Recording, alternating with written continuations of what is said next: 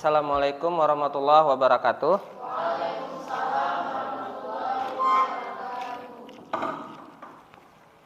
Alhamdulillahirrabbilalamin. Wassalatu wassalamu ala asrafil anbiya wal mursalin wa ala alihi wa ashabihi ajma'in. Hari ini pertemuan ke-9 kita di mata kuliah studi Islam Wasatiyah. Sebelum kita mulai kuliah, ada baiknya kita mulai dengan doa sesuai dengan kepercayaan masing-masing. Doa dimulai.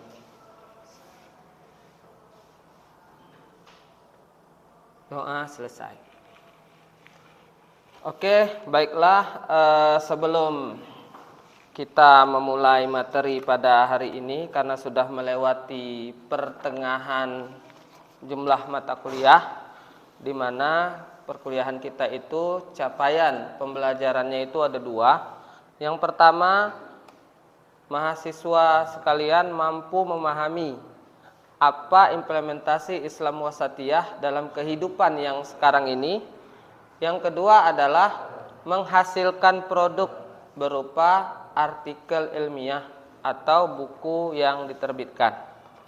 Nah, berhubung materi hari ini adalah tentang studi Islam Wasatiyah berbasis luaran, karena kita sudah mulai fokus pada luaran artikel ilmiah, saya akan memberikan kertas ini ke masing-masing kelompok. Yang hari ini cuma ada 3 kelompok ya. Ada bawa pulpen? Oke, ini seperti free test ya. Apa itu free test? Tes dasar sebelum dikasih materi. Tujuannya supaya dosen mengetahui standar atau dari batasan mana mahasiswa ini sudah paham tentang materi yang akan diajarkan. Di akhir nanti ada post test. Apakah ada peningkatan? Apakah mahasiswa setelah diajarkan makin paham atau sebaliknya setelah diajarkan makin error? Misalnya. Oke. Apa yang harus dibuat di kertas itu? Coba buat ya sebuah gambar yang mengilustrasikan tengah. Islam Wasatiyah ini salah satu makna yang paling sederhana itu adalah pertengahan. Jadi coba gambar pertengahan. Boleh pertengahan waktu, pertengahan zonasi, pertengahan peradaban, pertengahan sifat, pertengahan apa lagi? Hubungan yang di tengah-tengah misalnya. Hubungan kami sedang di tengah-tengah, atau kemalasan yang di tengah-tengah. Nah, silahkan gambar pertengahan yang mungkin mengilustrasikan Islam Wasatiyah. Kira-kira dapat gambaran? Kalau pusing kali titik di tengah-tengah. Nah, itu tengah juga. Oh, mau gambar yang lain misalnya Mekah. Apakah Mekah itu ada di tengah-tengah dunia? Apalagi kita dibilang ummatan wasatan, umat yang di tengah-tengah. Kenapa umat di tengah-tengah? Wasit, tahu wasit? Wasit itu kan wasatiyah, penengah pertandingan. Nah, kalau sudah dapat gambaran, silahkan gambar tengah. Nah, gambar tengah, saya mau lihat seperti apa tengah yang kalian pahami. Apakah laut tengah? Sudah mulai dibuat? Nggak perlu cari ChatGPT. Buat aja tengah apa? Ini buat tengah apa? Tengah jalan apa terus?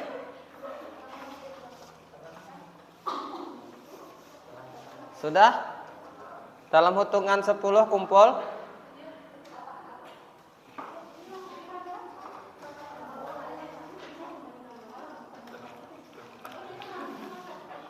Ya, jam misalnya. Jam yang di tengah-tengah jam berapa? Kenapa maghrib kita itu kalau dalam Islam kan pembeda hari itu sebenarnya habis maghrib. Tapi dalam dunia internasional kenapa dibuat jam 00? Supaya saat lagi pergantian hari kita tuh lagi tidur. Kalau enggak sibuk buat kwitansi. Lagi ngurus kwitansi hari ini, tiba-tiba transaksi. Udah lewat harinya, ganti lagi kwitansinya. Nah, itu salah satu kenapa Barat merubah waktu itu berganti pada tengah malam. Padahal sebenarnya habis maghrib itu hari berganti. Buktinya hari raya kalau ada takbir itu kan habis maghrib. Berarti sudah berganti dari hari habis puasa ke hari lebaran. Nah itu juga. Apalagi tengah, kalau nggak salah maghrib itu juga disebut waktu pertengahan, waktu yang membelah hari. Tapi konteks kita hari ini adalah wasatiyah, bukan ilmu falak. Sudah siap gambarnya? Nah, buat terus. Sudah? Oke. Kelompoknya buat. Ini kelompok A, B, C. Ini A. A, ini B.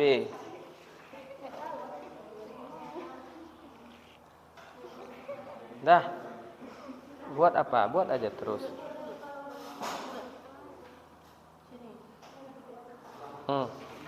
Sudah kelompok A? Oke. Kelompok B? Buat terus. Nah, dibuat potong dua.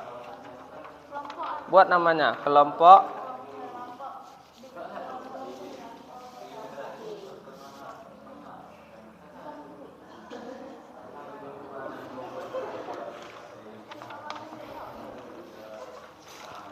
Sudah? Oke, ini buat namanya C. Buat aja C. Ya. Oke. Nah, baiklah. Lembaran free test sudah selesai. Kelompok A, kelompok B, dan kelompok C. Selanjutnya, karena ini kelas student center learning, ya, student center learning adalah fokusnya itu siswanya, dosen hanya sebagai fasilitator. Jadi gambar ini saya bagi-bagi. Ini kemari, ini kemari, dan ini kemari. Oke. Sekarang mana yang kelompok ini? Kelompok berapa tadi? A ya. Coba perwakilannya berdiri, jelaskan apa maksud gambar itu dan apa hubungannya dengan wasatiyah. Semampunya.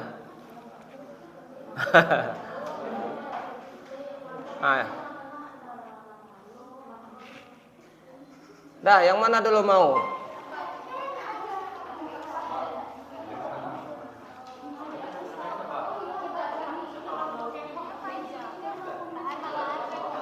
Dah, jelaskan. Maju salah satu.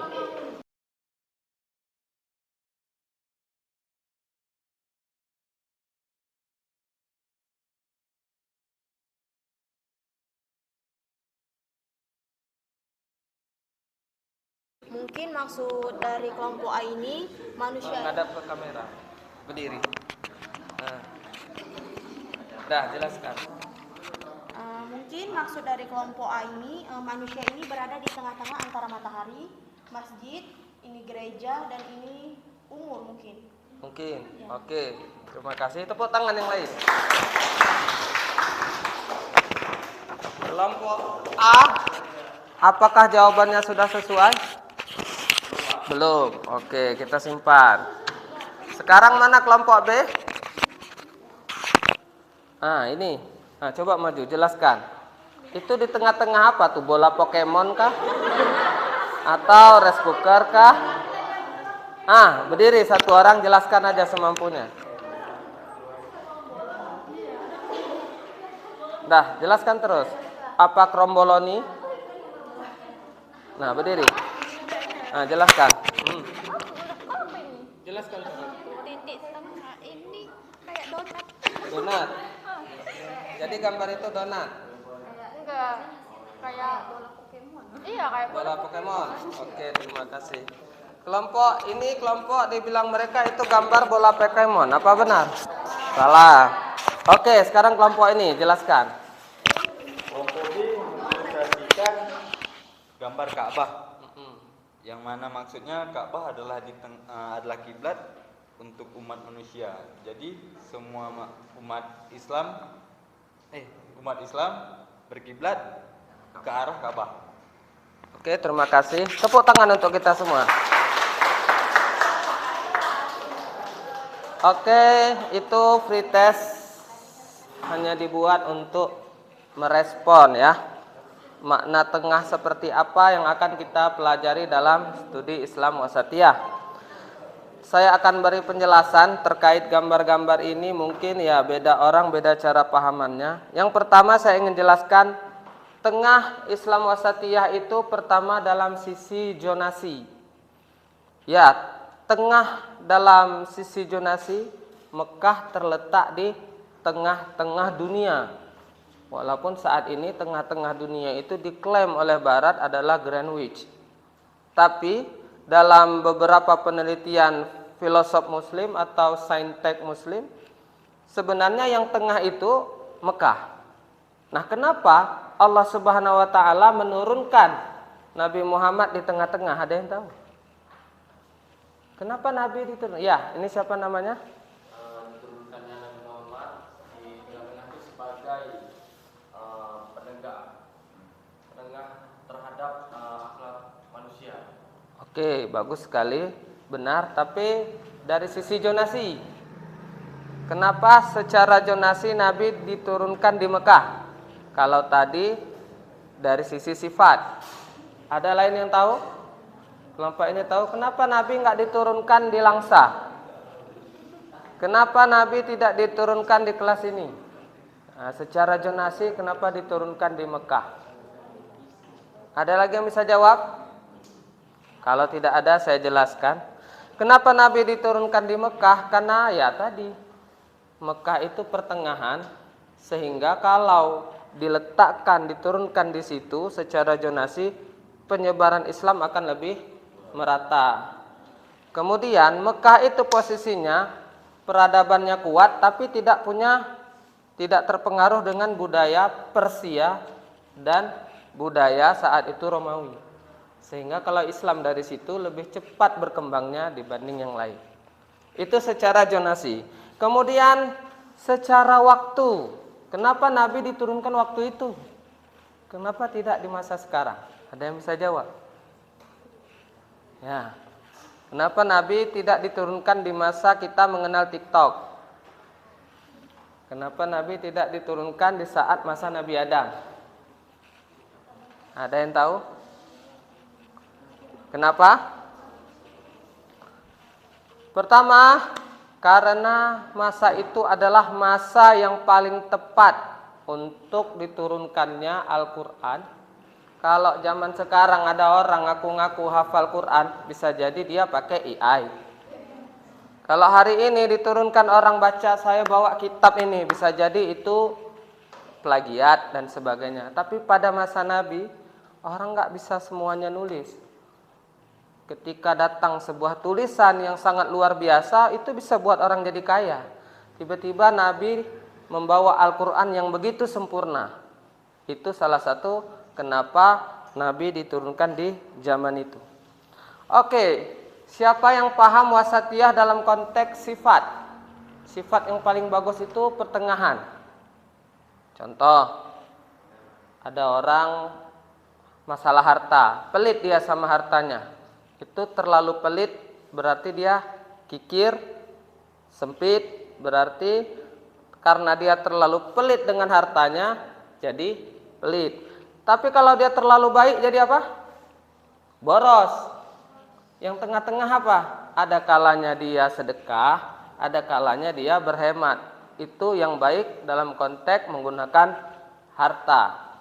Sifat pun juga gitu. Terlalu baik dibodohi orang, terlalu kejam orang yang terzalimi. Maka sifat yang paling bagus juga tengah-tengah. Apalagi tengah-tengah? Ya, misalnya lagi pertengahan dalam belajar. Terlalu banyak belajar, stres. Nggak ada belajar, stres juga.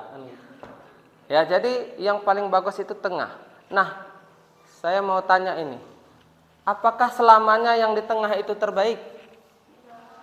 Nah, kalau enggak, contohnya apa? Apa contoh tengah bukan yang terbaik? Donat, Pak. Kenapa enggak ada tengahnya? Apa contoh tengah yang terbaik? Yang bukan terbaik? Contoh pendidikan. S1, S2, S3. Mana yang terbaik? S3, enggak mungkin S2. Jadi makna pertengahan di sisi wasatiyah itu enggak selalu tengah yang di tengah itu, tapi sebenarnya maknanya adalah yang paling memberikan solusi. Misalnya, ini suami istri, ini suami, ini istri. Suaminya nggak bisa kena AC, istrinya tidur harus pakai AC. Ya kayak Quraisy Shihab nggak bisa kena AC kalau tidur lama-lama. Istrinya harus pakai AC. Apakah mereka harus pisah ranjang? Dalam paparannya Quraisy Shihab mengatakan tidak. Quraisy Shihab mengatakan ini remote AC, nanti kalau kamu kedinginan matikan. Tapi kalau saya kepanasan, kamu kepanasan matikan, kedinginan saya matikan, kamu kepanasan hidupkan.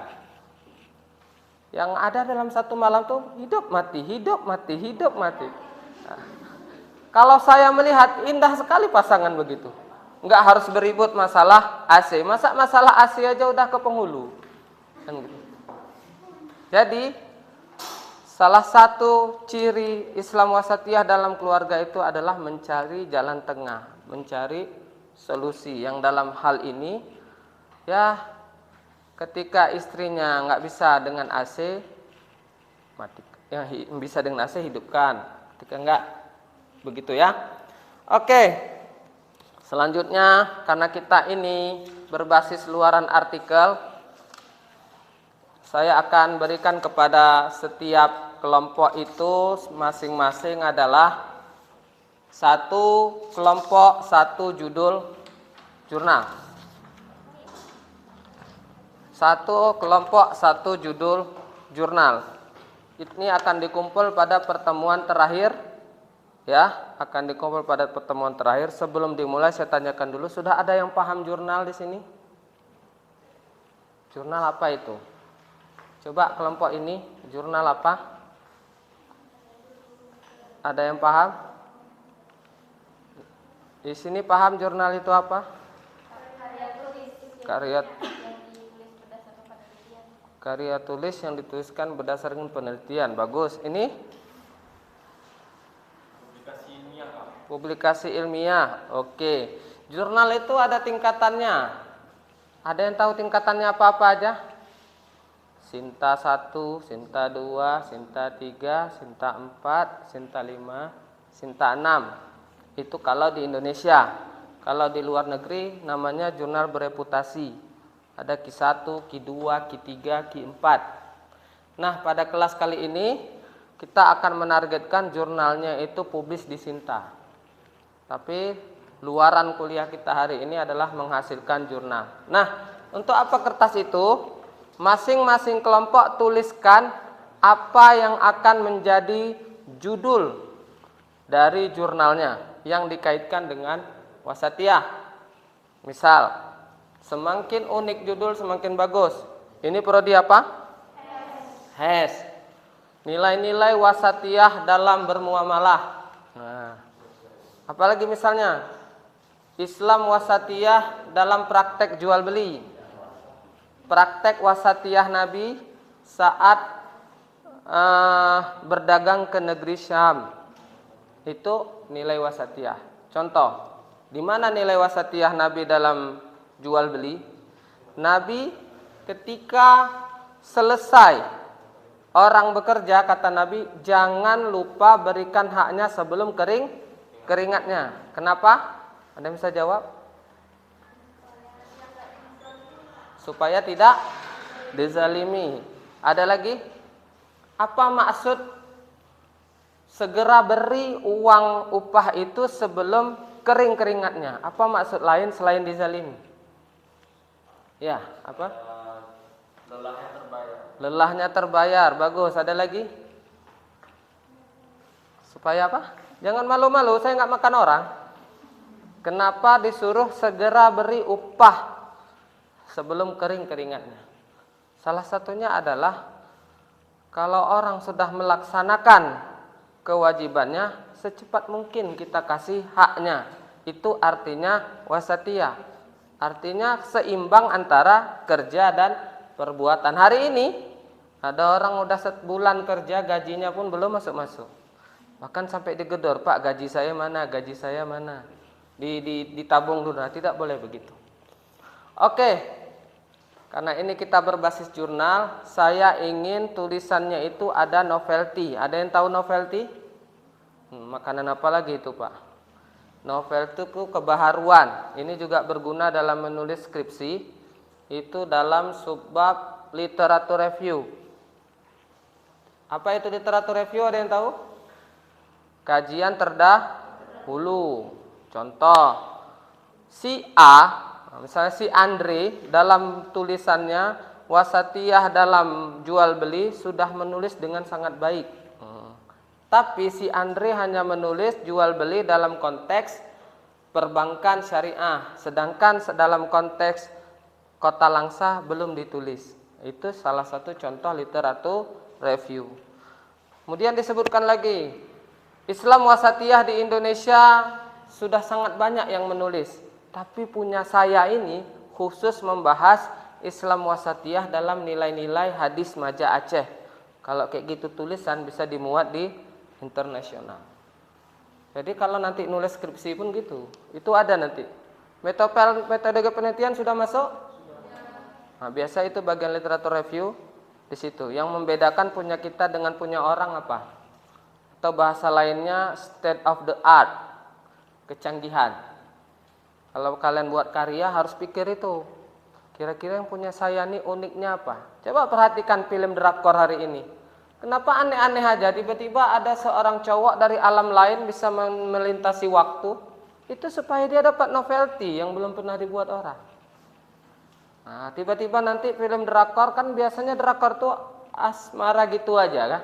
Tiba-tiba datang seorang pria ganteng dari kerajaan mana gitu ke dunia modern dengan baju yang gaptek, dengan kekuatan apa begitu.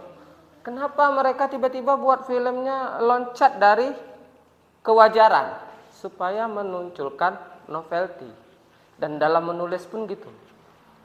Kalau nulis cari kira-kira ini belum pernah dibahas orang. Apa ya? Misal di sini ada dosen. Dosen itu punya usaha, usahanya unik misalnya menjual bulu hamster misalnya. Kalau saya dulu pernah ikut lomba wirausaha, ada sebuah karya ya, alat pemanggil nyamuk. Kalau dihidupkan alat itu, nyamuk dari beberapa radius itu datang berkumpul. Pertanyaannya, untuk apa nyamuk didatangi? Kan kita mau nyamuk pergi. Ada lagi coklat rasa rendang. Unik nggak tuh? Unik coklat rasa rendang. Nah, kalau untuk lomba dia menang, tapi itu nggak laku di pasaran. Kenapa? Karena orang suka coklat tuh manis. Ini coklat rasa rendang. Ada lagi yang unik apa? AI pengontrol maling. Jadi ada sebuah kolam. Di kolam itu kalau udah ada orang lain memasuki zonasi kolam itu, AI-nya ngasih tahu di WhatsApp, "Bro, ada maling." Nah, itu udah ada yang ciptai. "Bro, kami pada lapar ini." Nah, itu sudah waktunya ngasih makan ikan. Tiba-tiba dia bilang, "Bro, kami udah siap panen." Kenapa AI bisa berfungsi seperti itu? Nah, itu dibuat berdasarkan kondisi kolam lele di lapangan itu. Nah, jadi kalau nulis pun harus gitu. Apa yang unik ya? Yang unik, yang kira-kira kalau orang baca, ini saya belum pernah dapat ini. Itu adalah novelty. Sudah paham? Oke. Jadi, saya beri waktu sekitar 15 menit. Masing-masing dari kelompok menulis judul dengan novelty-nya masing-masing. Dan itu nanti akan dikerjakan. Kelanjutannya menghasilkan sebuah jurnal hingga di akhir pertemuan. Sampai di sini ada yang ditanyakan? Tanya aja 1, 2. tentang jurnal? Kelompok ini ada yang ditanyakan ya? Sedikit bertanya Pak, tentang jurnal ini dia formatnya itu satu format atau banyak-banyak tempat atau formatnya itu? Oke. Beda-beda format. Jadi setiap jurnal itu punya formatnya sendiri, namanya template. Namanya template ya. Cara kita menulis jurnal itu biasanya kita cek jurnalnya, kemudian kita download templatenya. Biasanya template itu, nah ini saya kasihkan contoh misalnya. Biasanya template itu sangat berhubungan sekali dengan cara kita menulis jurnal itu. Coba kita lihat di sini ada jurnal jurisprudensi. Oke. Nampak gambarnya? Oke, tidak nampak, saya jelaskan saja. Jadi dalam jurnal itu ada namanya template. Template itu bisa dicari di setiap jurnal template. Di template itu dia akan ngasih tahu cara nulis judul begini. Cara nulis latar belakang begini. Nah, kalau di Indonesia, cara nulis jurnal yang bagus adalah setelah kita download templatenya, kita nulis di lembar itu. Jangan kita pakai lembar lain kita sesuaikan. Jadi udah ada lembarannya isi.